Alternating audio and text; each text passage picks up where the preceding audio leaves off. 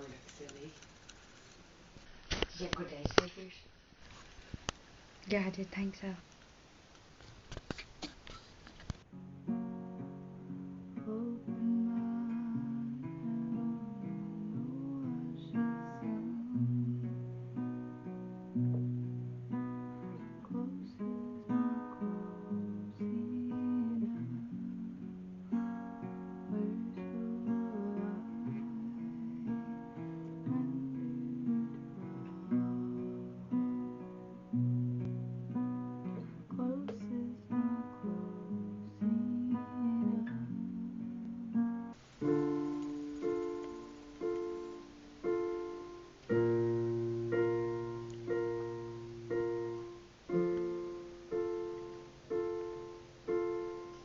And back over I here. was like looking up, I was like easy songs, but I didn't want to play like la la la la la. Yeah, I yeah, play, yeah. like, an actual song. Yeah, that's so good. You know, you're about to make such a stupid move.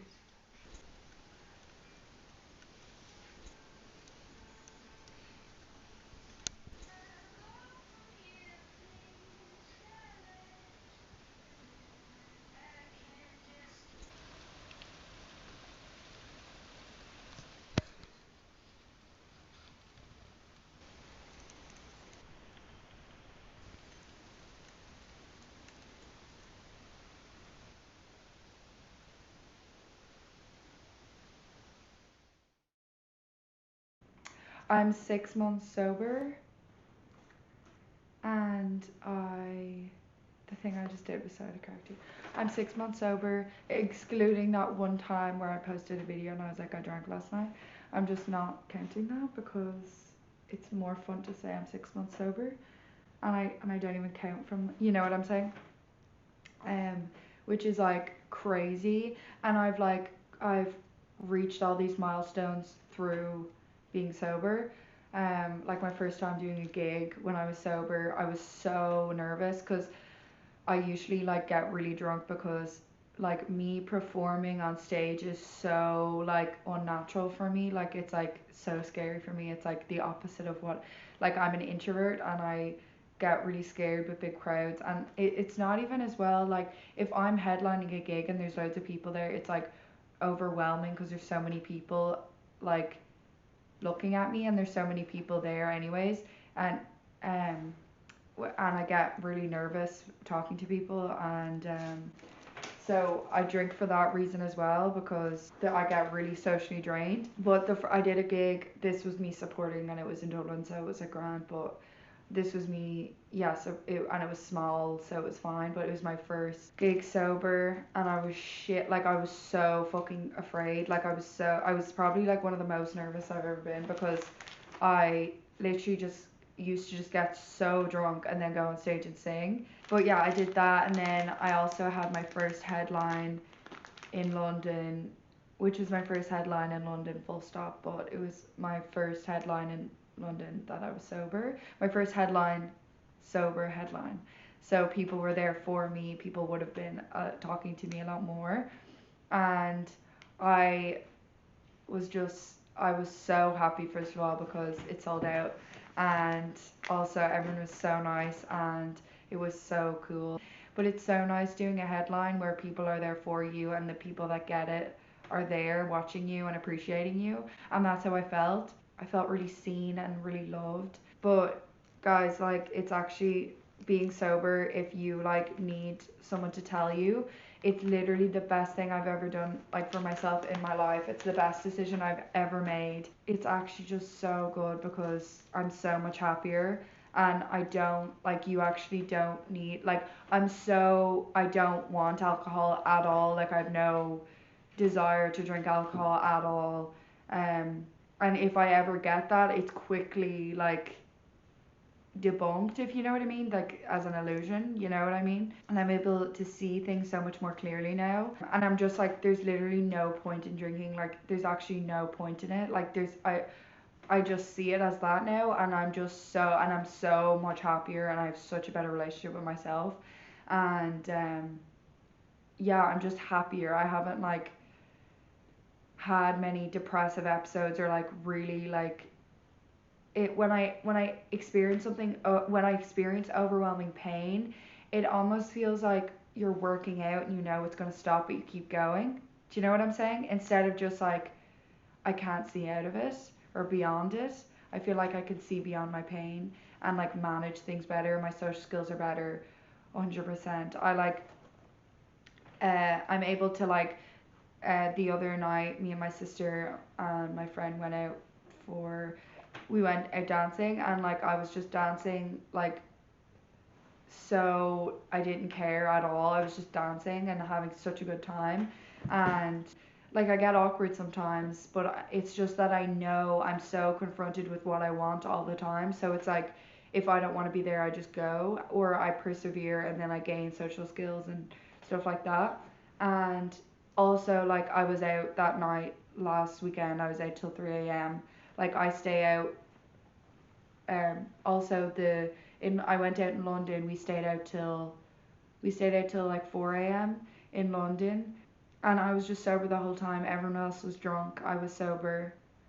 It was so fun. I was dancing to salsa music.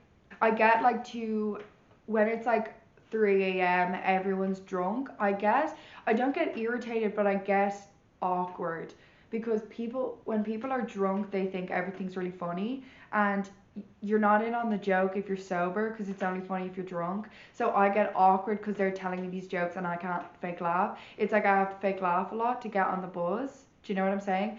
But if I'm drinking 0 0s, like I feel like I'm drunk, like I feel like I'm in the haze with everyone else. But in the haze of life, I'm high on life. What question should I ask? I don't know. Ask Should I me, go it's to your the- question. Nine of Cups is the emotional reward that you get when you are satisfied with yourself. The circumstance you have helped create is good and fulfilling. The relationships are ripe and fruitful. This is the traditional wish card in a reading, indication that your wish will be satisfied and the wish is appropriate. And Knight of Swords, how? The Knight is on fire with his ideas, beliefs and goals. After the very difficult journey of the sword suit that ended with depression and so much backstabbing, this Knight acts in a way to protect himself from any such future despair. He claws his way up from the bottom. He uses the sword of intellect to defeat others in the name of truth and justice, and is the man to turn to if you truly want the job done. When this card appears, you know you have to stop sitting on the fence, pondering, and take charge of a situation. That's so true. It may also mean that someone with take charge qualities will help or lead you.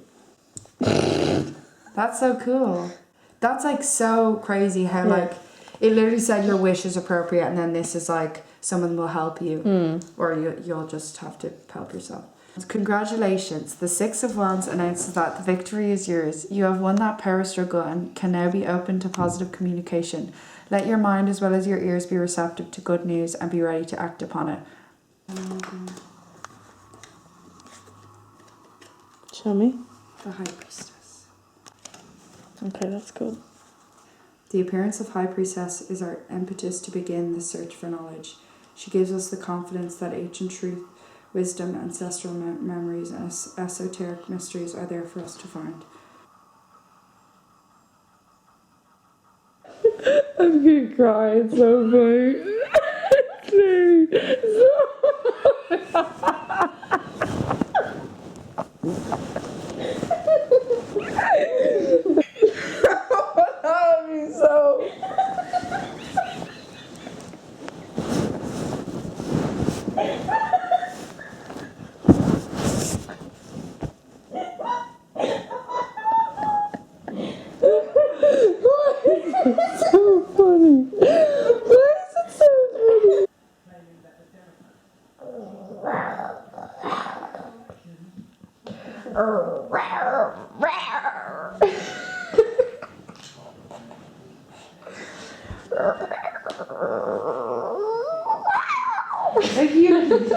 It's like you're weird about the day with me.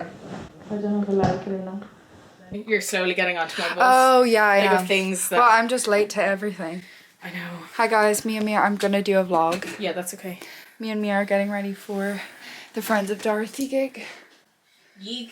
I'm actually so nervous for it, but it's actually good. Oh, I thought you meant to vlog. Hi guys, these are my incompetence pads. Yeah. My period's so heavy. Do a pad haul. No. I don't know what to say.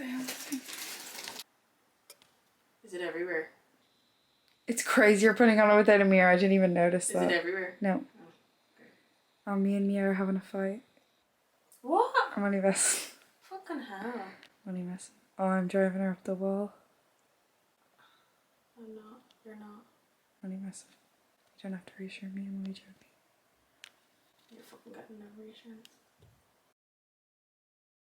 I just feel always just on the edge of the earth, and I'm like so uncertain all the time. I don't know. I just feel incompetent and bad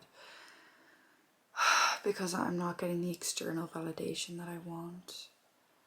What I'm learning is that what I think trusting yourself is that you have something extraordinary and extraordinarily specific to give to the world, and you will try seek that in other people, but you won't find it. You'll only find it within yourself, and you'll want other people to say it because it will validate it, but the only way it can be validated is if you say it, because only you have invented it and only you can bring it in your specific extraordinary way.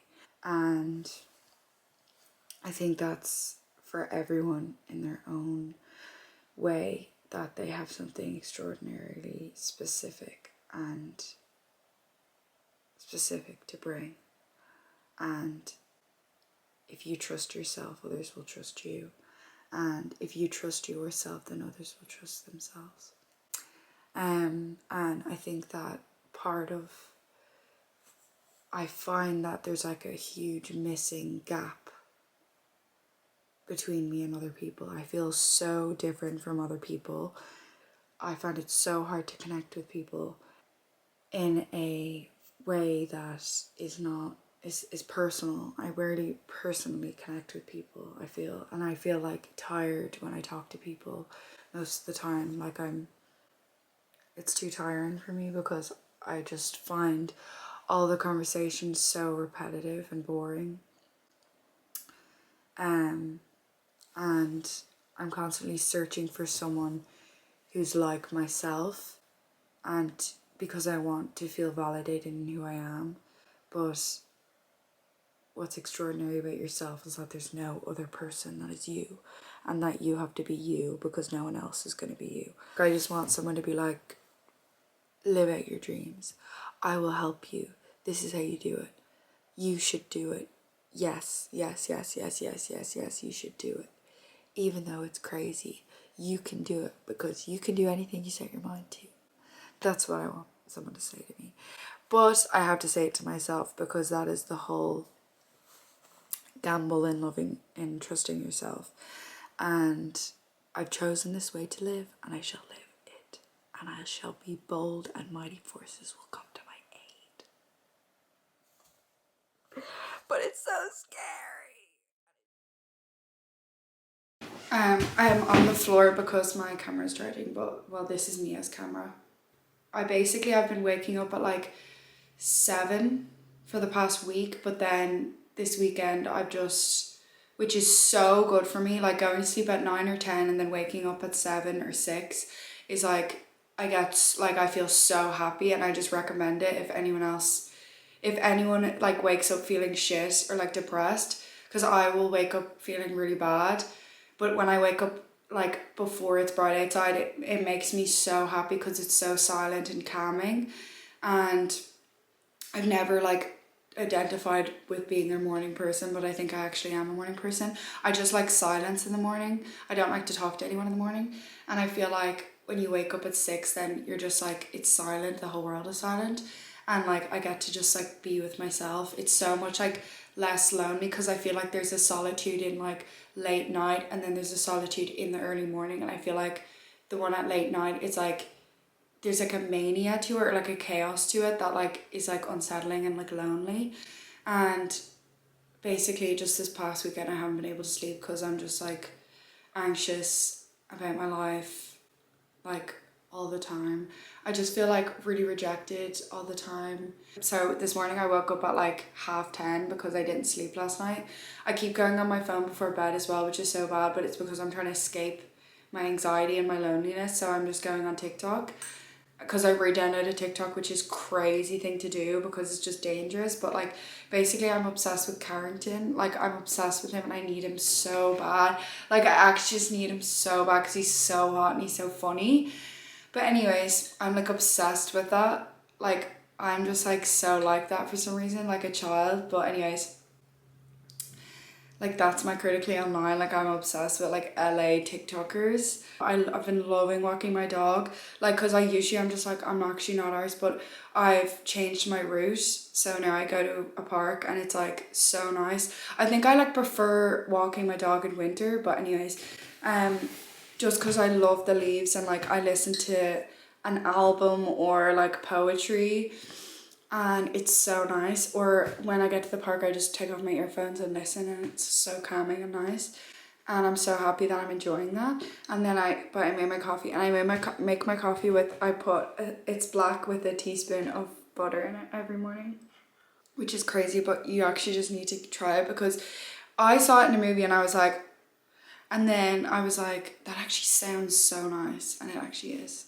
But now I'm gonna write in script and yeah, I'll read a poem out of it. I've been reading, sometimes I go through phases, but I've been reading. I used to be good for it, but read a poem every day, like for my roomie or whatever.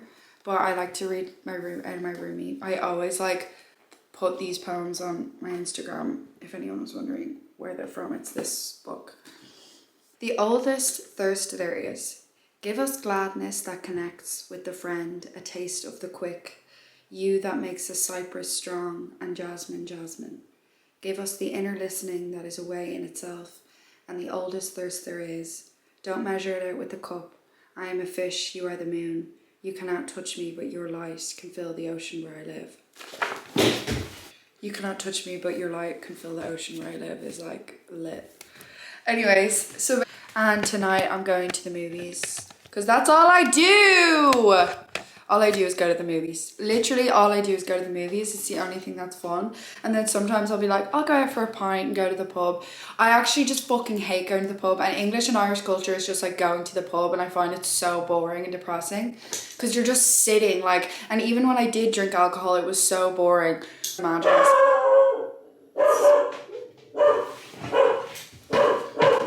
There's a fucking man at the door. Like I just don't care. I'm not gonna respond.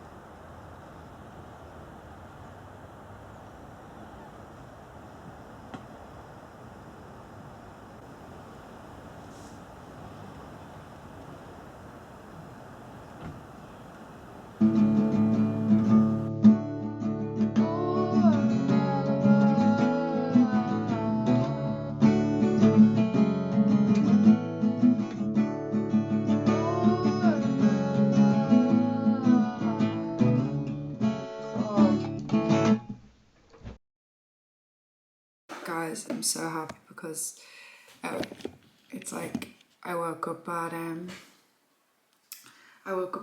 like 6:30 this morning. I'm just so happy and I'm journaling and I cried while I was journaling because I'm so grateful, because when I wake up early I just feel so good and the sunrise is shining in the window right now. But anyways, I just realized while I was journaling that a good friendship and a good relationship is based on not trusting each other, but being able to trust God through each other and through your relationship. Because I don't believe that you can trust another person fully. You can only trust in God, or like the God within a person. I'm not explaining it, but even for example, like in a relationship, someone saying, I'm going to stay with you forever, or like marriage, like the promise, the oath, the vow to stay with each other forever is like a lie, because you can't make a promise like that, because you don't know yourself enough to make a promise like that, because you're making a promise off a feeling, do you know? And that feeling can change, and knowing yourself is knowing that human feelings change, and you can't trust yourself to make a commitment like that. So now out of relationships, I never expect like I'm never gonna leave you, or I never expect to trust that they're never gonna leave me, or that we're never gonna part, and I'm not gonna use that as something that's comfortable, but I'm going to be free in the relationship by trusting in God that our parting is for the best if we do part. And I feel like that with my relationships now, where I'm able to look at them as, I love you and I'm so fond of you, and I know that if we have to go our separate ways, that I'd be okay and that you'd be okay. And because I trust in God through our relationship. But when there's like the other person is like clashing with that, or you're clashing with that, or you're resisting that, it's hard to feel safe and free in a relationship. If you feel someone clinging on to you, or if you're clinging on to some illusion as well, it's like an impersonal trust in a relationship, and I think it's so nice, and I feel like I have that in my relationships. Yeah, I wrote, that's how much I trust and love her. Actually, it's not a sense of trusting and loving someone, but feeling trust and love in God through your relationship.